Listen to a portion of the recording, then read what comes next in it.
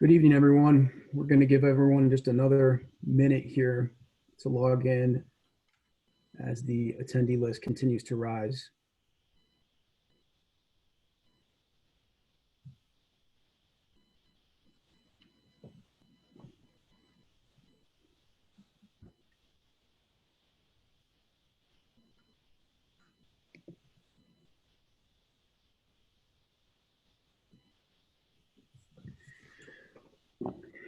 Good evening, everyone. Thank you for joining us once again for our Friday webinar. Today's webinar is on insurance and what you need to know through the COVID-19 pandemic. My name is Brett Spitali, and I'm the Vice President of Advancement here at the National Hemophilia Foundation. Please note that I'm currently launching a poll, an anonymous poll, that has 3 separate questions. I ask that you please take a minute to answer these questions, which will allow us to better understand your concerns and what information is important to you. I would also encourage you to visit our community-powered registry, where we can gather similar anonymous information called My Bleeding Disorders Community, or MyBDC. This gives us a 360-degree view of what it means to live with a bleeding disorder, as reported directly by persons affected and their immediate family members. MyBDC will help researchers identify the community's research priorities and encourage participants to become active partners in their healthcare. You can become a part of this at mybdc.hemophilia.org. At any point during the webinar, if you would like to ask a question, please use the Q&A feature at the bottom of your screen. We have NHF staff members monitoring these questions, which we will pose to the panel after the presentation. I would like to introduce our panelists this evening. Dr. Leonard Valentino is the recently appointed President and CEO of the National Hemophilia Foundation. Michelle Rice is the Chief External Affairs Officer at NHF, and Colette Koulianos is the Senior Director of Payer Relations at NHF. We thank them for taking the time to join us, and I will now turn it over to them to get us started. Dr. Valentino? Good afternoon and good evening to everybody. As the COVID-19 pandemic continues to ravage the country, we wanted to address some community concerns with you. A pandemic, such as the one we are now battling, can place extraordinary and sustained demands on public and private health systems and on the healthcare providers serving our community. Such demands will create the need to ration medical equipment and interventions. Some hospital systems are considering how, as a last resort, they may have to triage patients due to the high demand of care and lack of sufficient number of intensive care beds, lack of medical equipment such as high filtration N95 masks for healthcare workers, and ventilators being reserved for the sickest of patients. Although these triage protocols are not new, many have been in place for years to deal with natural and man-made disasters. Their use in preparing for the impact of a pandemic was only implemented 15 years ago in 2005 by the Department of Health and Human Services. Today, they are part of our country's response to this challenge. The exact number of cases of COVID-19 will depend on a number of factors that are at this time unknowable, including the effect of physical distancing and other interventions that I spoke about last week. At this time, we face the question of how can medical resources be allocated fairly during the COVID-19 pandemic. From an advocacy perspective, there is not a clear answer to this question. What is clear, however, and accepted by ethicists and other experts in the field are 4 fundamental values. First, maximizing the benefits produced by scarce resources. Second, treating people equally.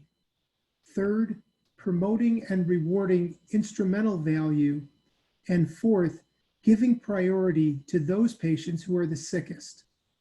With this understanding in mind, NHF and HFA are exploring options to engage with national health organizations, including home care and disability advocates, to advocate for triage policies that are based on an assessment of the person's health relative to COVID-19, not related to another pre-existing condition or disability status. We will continue to update you on our efforts. In the meantime, there are critical actions that you, as a community member, can embrace and encourage. Remember, some of the most amazing advocates come from our community. We can lead by example. First and foremost, it is essential that you follow the guidelines of your local public health authorities. We must all do what we can to prevent the scarcity of medical resources. If your state has enacted a stay-at-home recommendation, please adhere to that. Practice social distancing to protect yourself and others. Wash your hands often and thoroughly. Use your social media platform to engage and encourage your family, friends, and fellow community members to do so as well.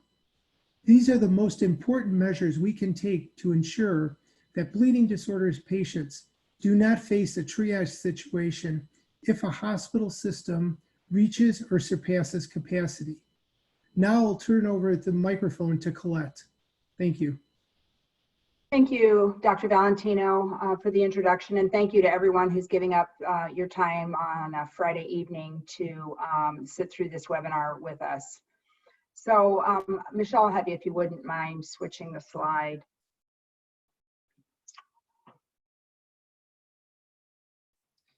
Michelle? Actually, Brett. Brett? Sorry, guys. All right, I apologize. I'm trying to push it forward here. Okay. So Dr. Valentino alluded to, the kind of current state of affairs in our country, and most of us, I'm sure, if not all of us on this call, are on some form of a lockdown or stay at home or safer at home situation. We look at the ramifications of COVID-19 as the pandemic, and it's upended the global economy due to the need for social distancing, as you just heard, shelter in place, no travel, and work from home orders to prevent its spread, causing businesses to shutter and lay off workers by the droves. In fact, this last week, a record 3.3 million Americans filed for unemployment. That is up from 281,000 the week before, and it beats a previous record ever of 695,000 in 1 week, which was ended October 2nd of 1982. And this is all as a result of US trying to contain the COVID pandemic. And we took this information from the US Labor Department. So with approximately 50% of all insured individuals getting their healthcare coverage from some form of employer-sponsored health plan, this crisis can mean loss of coverage for millions. So for those who continue to maintain coverage though, we're feeling the stress of higher out-of-pocket costs than ever, deductibles and out-of-pocket costs, which for an individual can reach $8,150 in 2020, all the way up to $16,300 for a family. So when we talk about potential wages being decreased or fear of losing your job, the thought of spending that money is crippling for some and causing people to avoid maybe necessary testing or being treated. So as a result, health insurers have responded.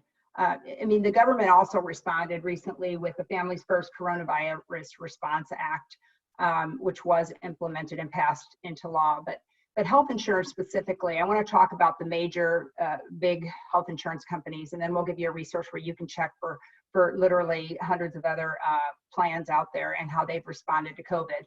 But let's talk about the biggest one. So Blue Cross Blue Shield Association announced actually today that there are 36 independent and locally operated Blue Cross Blue Shield plans will cover with no cost share to the member. So this is outside of your deductible, outside of your out-of-pocket, the appropriate medically necessary diagnostic testing for COVID-19, where it's not covered as part of the public health service response.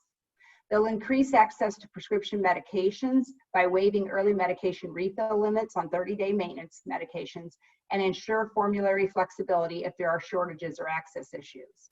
They'll also waive prior authorizations and increase coverage for COVID-19.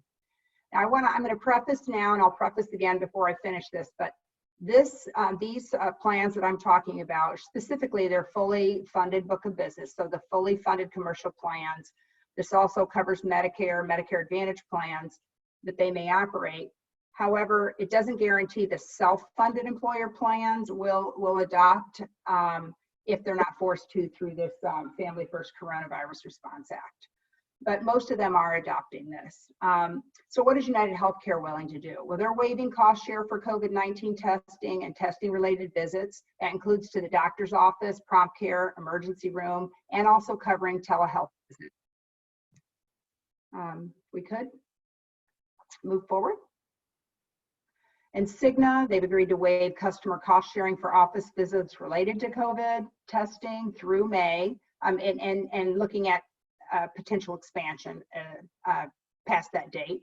Waive customer cost sharing for telehealth screenings through May, make it easier for customers to be treated virtually for routine medical examinations by in-network physicians, and then provide free home delivery for up to 90-day supplies of RX maintenance drugs available through their own Express Scripts pharmacy and 24/7 access to pharmacists. Now, again, I make an asterisk, it may not apply to hemophilia medications or self-funded employer plans, so it's always important to ask first and check with your plan. Aetna will waive co-pays and apply no cost sharing for all diagnostic testing related to COVID, offer up to 90 days maintenance medication prescriptions for its insured and Medicare members, will waive member cost sharing for any covered telemedicine visits regardless of diagnosis, and waive early refill limits on 30-day prescription maintenance medications for all members with pharmacy benefits administered through their own CVS Caremark. And so while I went through the big plans, the big four, if you would go ahead and move forward, Brett. There's many other insurance plans that have also responded to COVID. And so for additional commercial health plan responses, you can visit America's Health Insurance Plans, which is AHIP, with this login information. You can also just go to AHIP and then put AHIP response to COVID-ID-19. But if you want to also take a shot of that login, you can also visit it from there. So go ahead. So what happens, so what I did is I just reviewed, if you continue to maintain your coverage, but you have a fear of expensing these high deductibles and out-of-pocket costs, that's what we just reviewed. Now we also have to look at what happens if you have a loss of coverage, or if you didn't get insurance to begin with. Let's say you're one of those folks who chose to risk it. Usually our population doesn't mess around with that. You know, people with bleeding disorders want to make sure that they have comprehensive health insurance coverage. But if for some reason you were uninsured to begin with, you might, and you live in one of these 11 states or Washington, D.C., they have reopened their state-run marketplace health plans for general enrollment. And so you can go on to any one of those 12 state-run plans and enroll at any time at this point, okay? If you go ahead and switch screens here.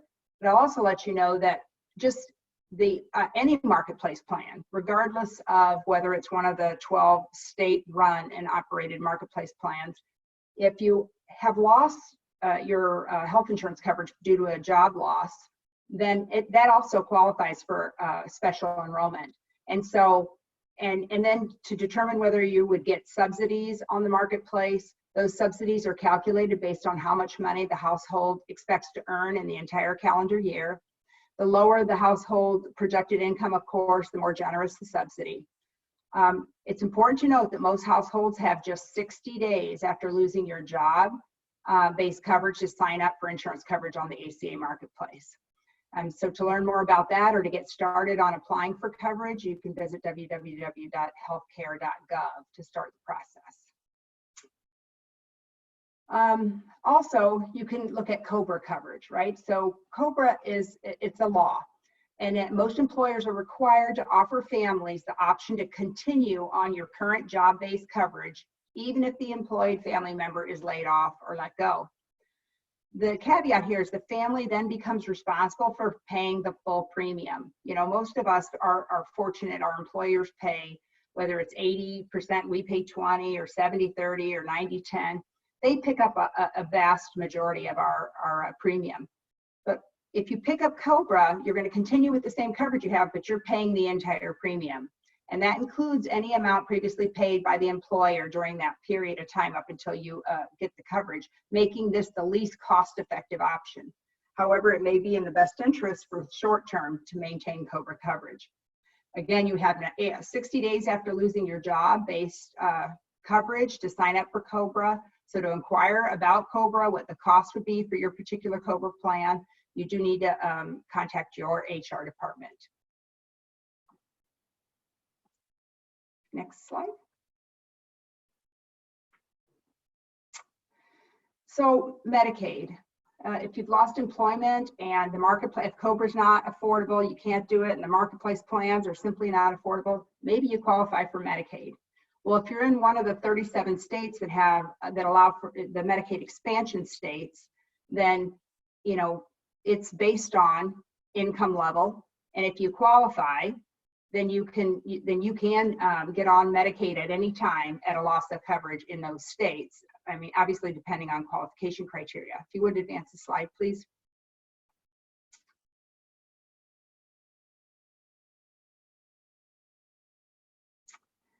It's based on your current household monthly income, including any severance pay or unemployment insurance you collected. And it's important to know it doesn't matter what you earned before you lost your job. Medicaid only considers your new income level from the moment of loss of employment. So some people with incomes that are too high, though, to qualify, or who live in one of the 14 states that haven't chosen to expand their Medicaid, might still qualify for public health insurance based on their current monthly income. And this is especially true for children, pregnant women, and to a lesser degree, parents can be considered. To see if you qualify, visit your state's Medicaid program, enter your information, and it'll get you your qualifying determination at that time. Also, to explore coverage options for children, you can visit insurekidsnow.gov.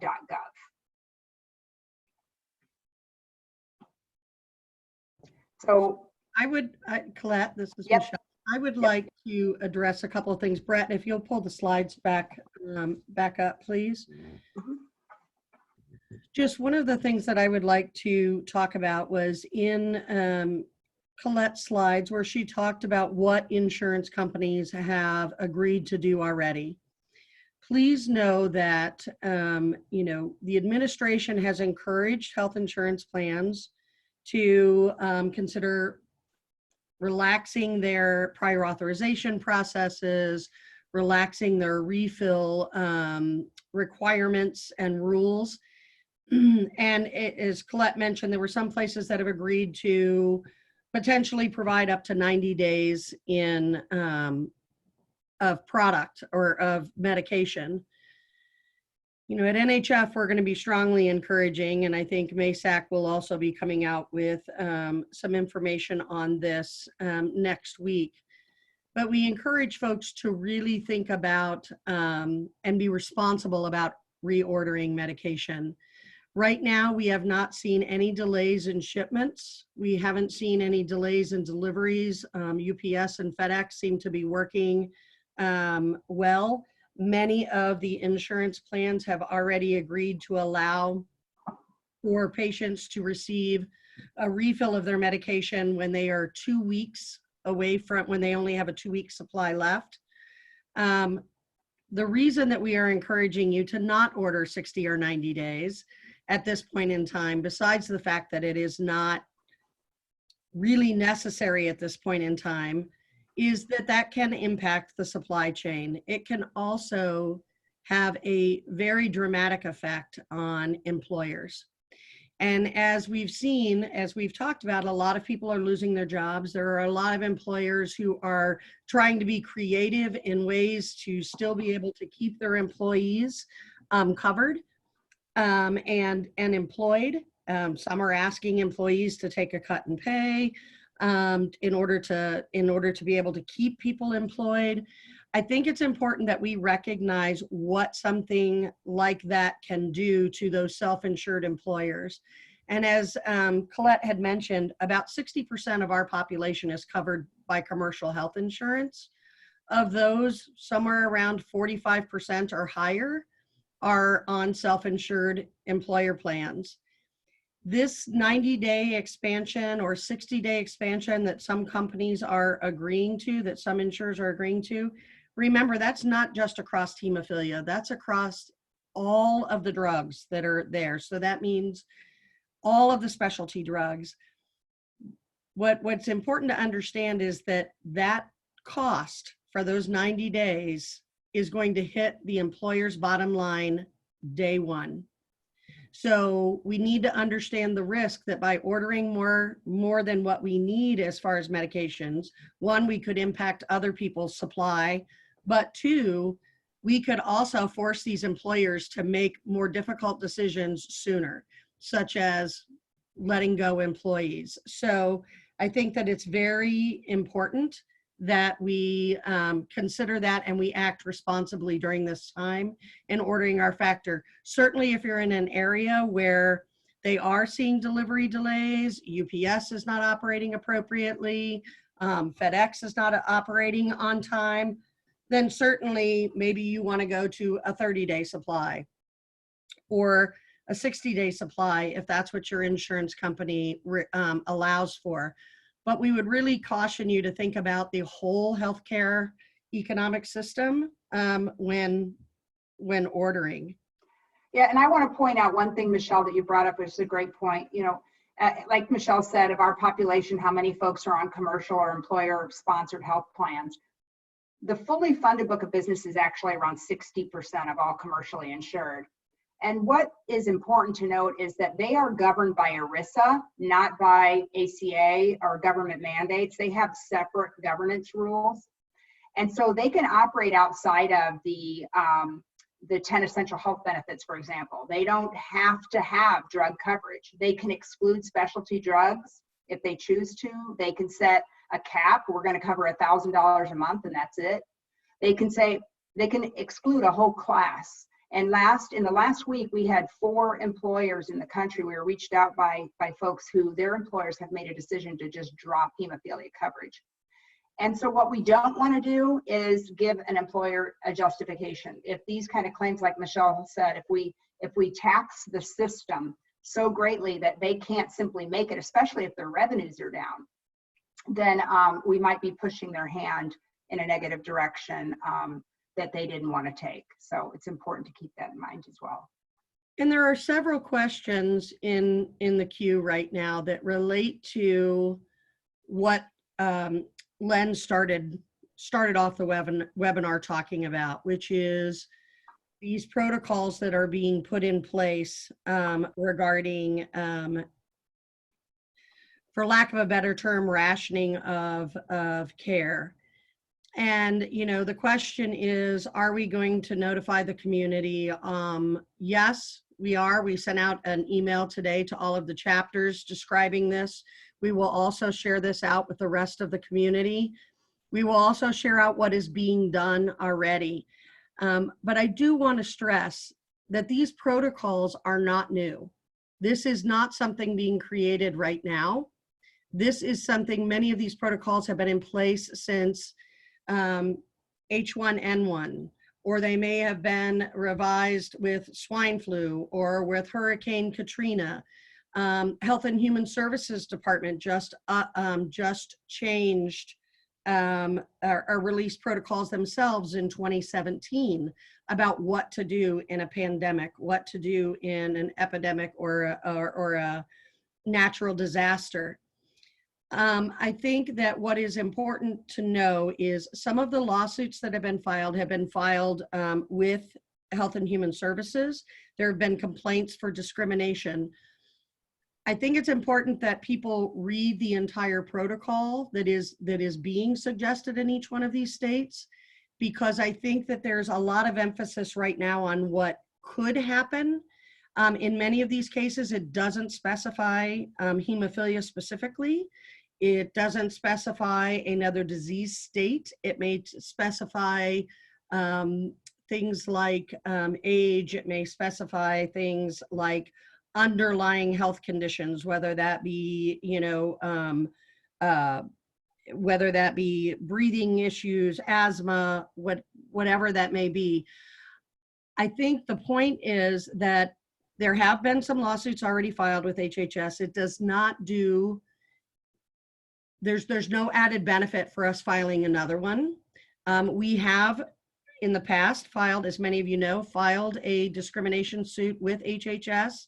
It can take up to a couple of years, even 5 years, to get a resolution to one of those.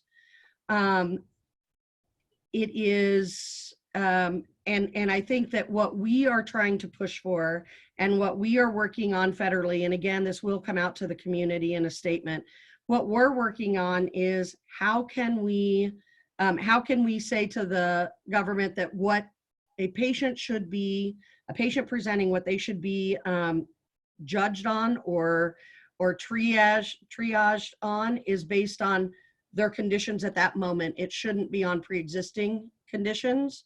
It shouldn't be on their underlying health issues. It should be based on the fact that everyone who walks in the door should hopefully have equal access. But as distasteful as it is, the fact of the matter is, even if you're saying you're going to give everyone equal access, if the supplies don't exist and if the resources aren't there, there are going to be physicians who have to make very difficult decisions. And Len, I don't know if you want to weigh in on this as well, but we are certainly monitoring that lawsuit. We are, engaging with the other disability groups, and we are following this. We are looking at writing a letter, or writing letters to HHS to talk about this, but it's also going to have to be written to each state health department. And then you also have to remember that the state health departments may have a recommended protocol, but that doesn't necessarily always translate down to each individual hospital. So Len, I don't know if you can add to that. No, I would add that it's very common for each hospital to have their own disaster preparedness protocol that's been developed. And that might have been developed in response to a tornado, a hurricane, earthquake, some sort of natural disaster, or potentially, a man-made disaster, mass shooting, or something of the like. So pretty much every hospital has this type of mass casualty,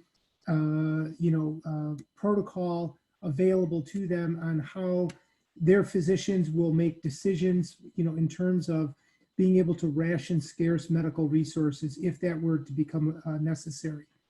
I think that the bigger concern now is that this is a potential issue in more than one hospital, more than one city, more than one state at the same time, so that there's not the possibility of moving patients to another hospital or another area.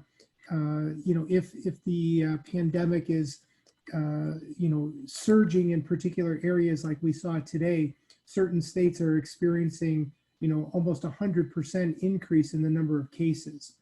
So we know that this is a concern, but again, if we focus on the principles that have been outlined by ethicists and others, I think that's what's being taken into consideration.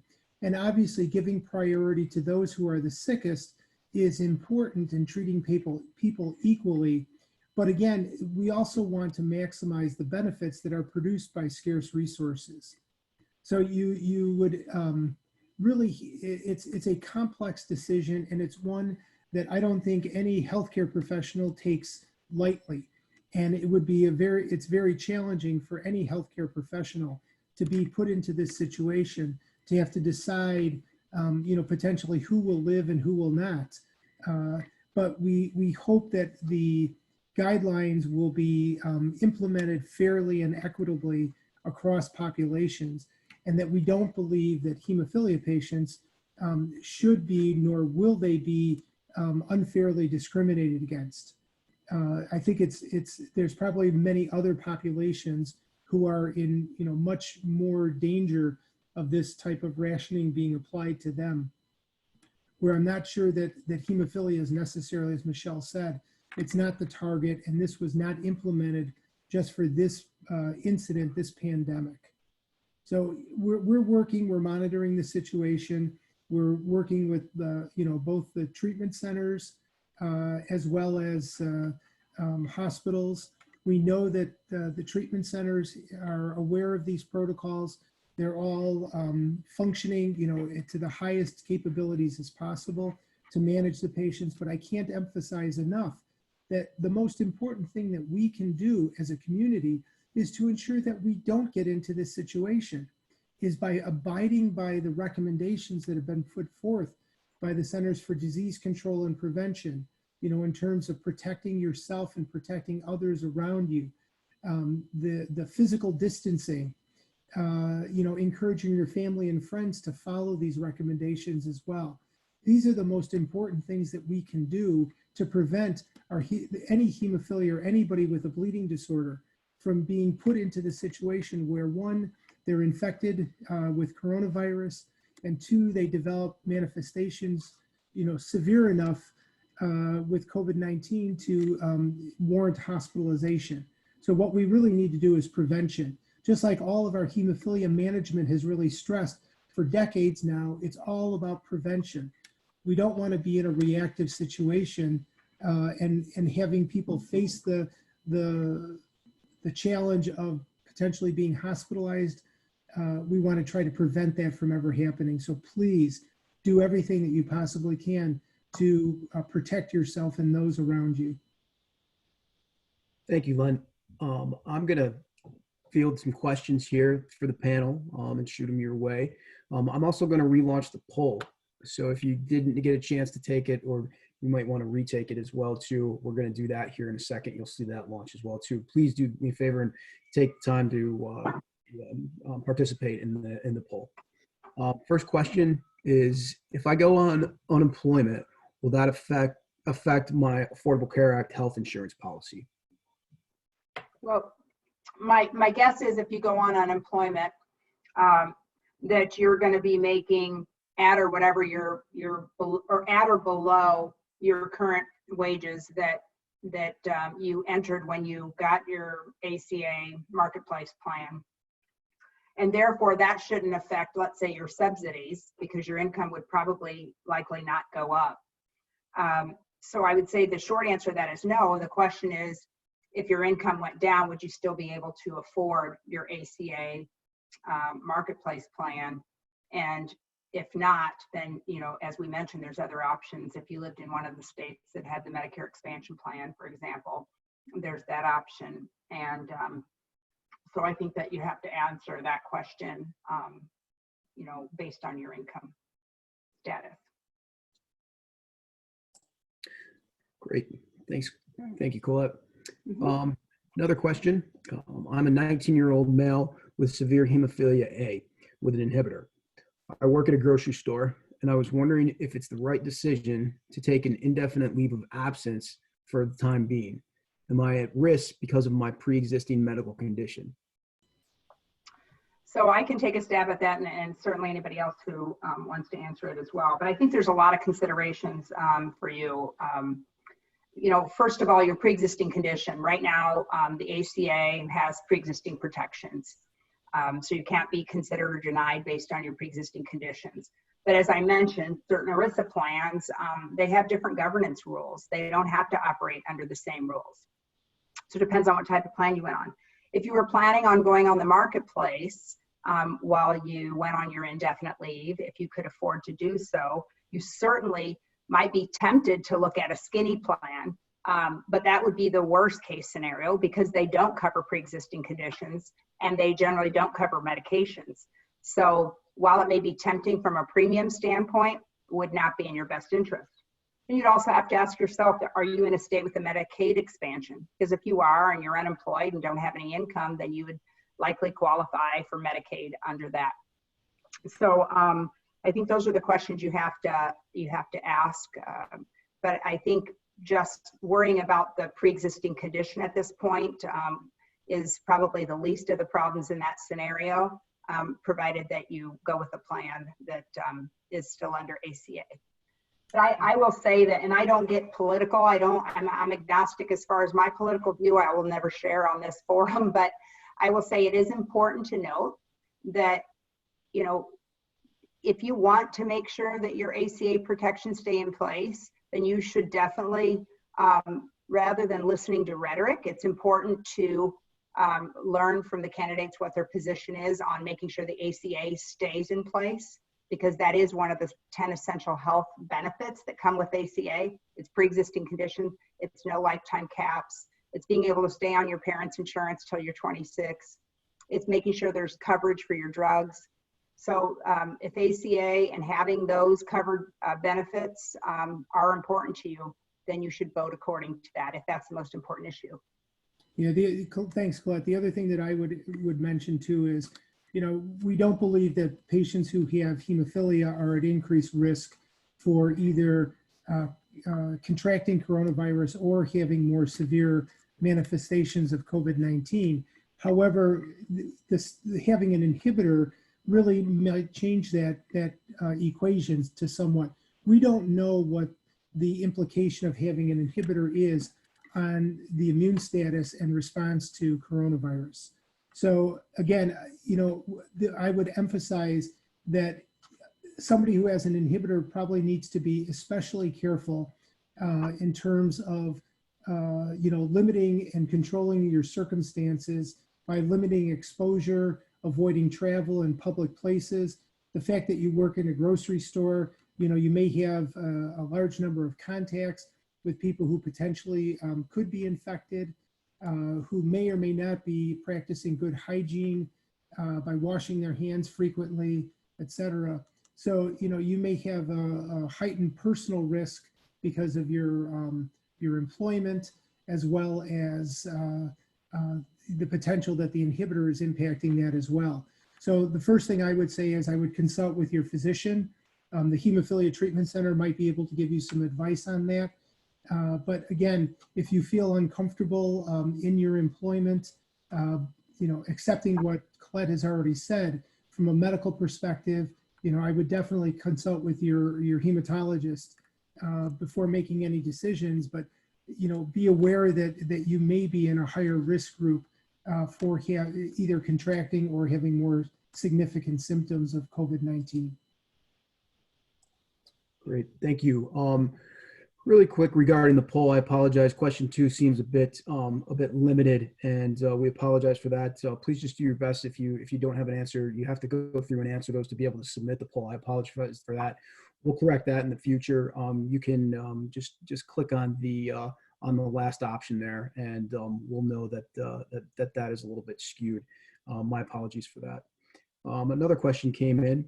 What are the recommendations for people who live in areas where there are many confirmed cases of COVID-19?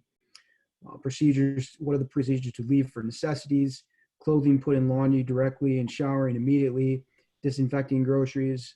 As of 3 p.m. today, there are 824 confirmed cases in that area with 26 deaths. Again, I would recommend that you seek information from the coronavirus.gov website. This has many very good resources, but again, what you need to do are the principles that we've talked about, continuously. If you do have to leave your house, definitely avoid, gatherings with, more than just a few people. Practice that physical distancing, good hygiene, washing your hands, before and after you leave your house.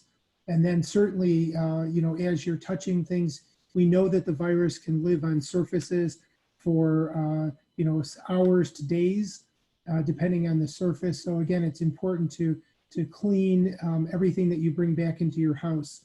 I know that people who are still working are practicing, hygiene habits that entail, washing their clothes each night, not exposing their clothes to their other family members. For example, I've heard people taking their shoes and their clothes off in the garage and then putting them into a plastic tote and then right into the washing machine to be washed. So I think it's really common sense things to try to limit both your exposure when you're out of your home, and then limiting your exposure to things that you bring back into your home, including your own clothing. Great. Thanks, Dr. Valentino. I'll allow the panelists to have any closing remarks. It doesn't seem as though we have any more questions that are coming in. So Michelle, we'll start with you. Well, what I'm going to say is this community, as Len said early on, is known for their advocacy. And what is really going to help to combat the spread of this virus is for people to follow the procedures and the recommendations that are being put out by the CDC. And so what I would, and on coronavirus.gov, but what I'm going to say is let's show, the rest of the world, let's lead by example. What we should be doing as community members is making sure that we are following these guidelines and then sharing that out with our friends, our families, our neighbors on Facebook, putting things out that are encouraging other people and explaining to them what could be the potential impact, and maybe sharing with each other some good ideas for what you can be doing during this, while you're quarantined. I'm sure that some of us have, I know we do game night, we do, just ideas on how to share, how to connect and stay connected through this. And there was a quote that I saw today that I think is really relevant to what's going on right now, which is when you can't control what's happening, challenge yourself to control the way you're responding to what's happening. That's where the power is. And I think that's something that this community has always done well. And so I just ask that we think about that and, lead, again, be role models, lead by example, and, follow the guidelines that are out there so that we can help bring this thing to a close sooner. Thank you, Michelle. Colette? Yeah, I'll bring up, Stacy brings up a point, better to use paper or cloth towels. I'm always in agreement to that. I do know that with our paper shortages, though, that could be challenging for many people. So, washing often is going to be key, washing your towels, if that is a challenge or a problem. But I think everybody's already covered, where the resources are, where the experts are. But I'm going to point out, all of us probably know at least someone who's not really taking the warnings as seriously as they should. And nothing you say is getting through. But something that opened my eyes, and I am taking it seriously and have been, but is that, hospitals are seriously considering do not resuscitate orders, regardless of the age, because of the risk to the first responders or the frontline team. So, that's pretty eye-opening. And I think that might motivate some people to take this extremely seriously. In New York yesterday and the day before, there were 100 folks that died, and they were all ages. So, this is something that is serious. It's not just affecting us here in this country, it's across the globe. We're all dealing with it. I love Michelle's idea of finding ways to do new and different things. Obviously social distancing, using these apps and being able to talk to your friends and family and sharing those ideas to keep us all uplifted is a great plan. So thank you for your time from me. Thanks, Colette. Dr. Valentino? Yeah, and I would just end with, the 3 points that the U.S. Surgeon General has emphasized about knowing your risk, whether you're in a high-risk group or not. If you have a chronic medical condition, it's really important that you recognize what your risk is. Then second is controlling your circumstances, limiting exposure, practicing good hygiene. I like the term physical distancing rather than social distancing. Social distancing doesn't necessarily imply social disengagement. So we have to maintain that social engagement. I think both Michelle and Colette were emphasizing that. So it's really physical distancing. And then of course, protecting older family members by avoiding exposures for them, especially if you're sick. And then, taking action, get information to take action. And that's looking to your local and state health departments, and then the coronavirus.gov website. And remember that testing, there's such a big emphasis around testing, but testing does not preclude risk. So the fact that you are negative today doesn't mean that you can go out and be in contact with 100 people, because you could become infected tomorrow. So testing does not preclude risk. And we really need to focus on that. And I really like the idea that we can influence our peers and others through social media and other methodologies to really take this seriously and really focus on what needs to be done so that we can end this pandemic as soon as possible. Thank you, Dr. Valentino. Thanks to all of our panelists. We appreciate your time tonight. We will be doing these, trying to do these as often as we can. Fridays, these webinars, Fridays seem to be a good time for everyone. Please look for the next one next Friday. You can find out about it in the health and wellness email newsletter that Dr. Valentino has been sending out. If you haven't been able to sign up for that or aren't receiving it, go to hemophilia.org and you can sign up for it there. Thank you for your time, everyone. We appreciate you and you being part of this community, and we're here for you. Thank you. Thank you. Night.